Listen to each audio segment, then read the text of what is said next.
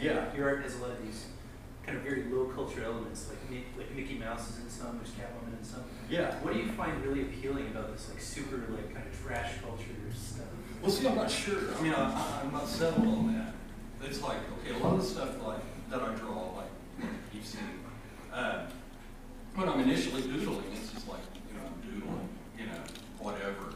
Some people doodle their name over and over, or they, Do you think it has anything to do with, your class of origin and the working class men, the adventure literature from your father's generation? Yeah. What was you were just barraged with, in your social environment? Okay, I'll talk a little bit about that. I was born in the early 1960s, so I'm old.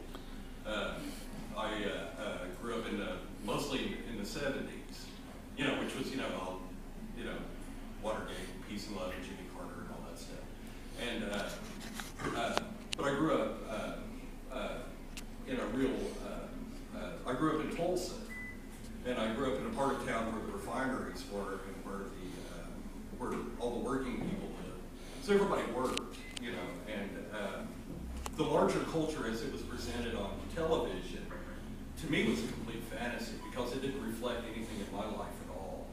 Or nothing, because people, they didn't worry about bills, they never even talked about money, and the big problem was like, like the kids are making fun of juniors' braces, or whatever. And I grew up like in this sort of, I don't know if you've ever been to the South Midwest, but Tulsa is kind of a place where, it's kind of the last holdout of like the cowboys and, meth and, all this stuff. And it was like that in the 70s, but then there's that real strong religious element as well, and it all coexists in a real weird way. And that shows up in your art just as often. Oh yeah, definitely.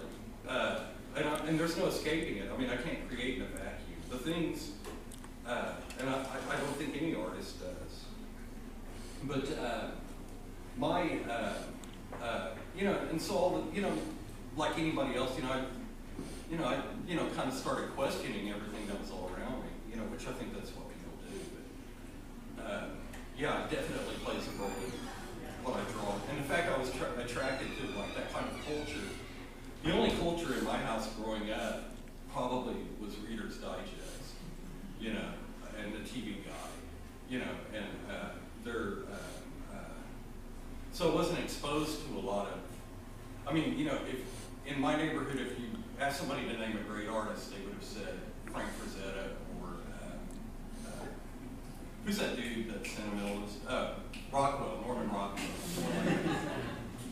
And so I didn't know anything at all, until I was thrust into college, where I encountered the middle class for the first time in my life, extensively.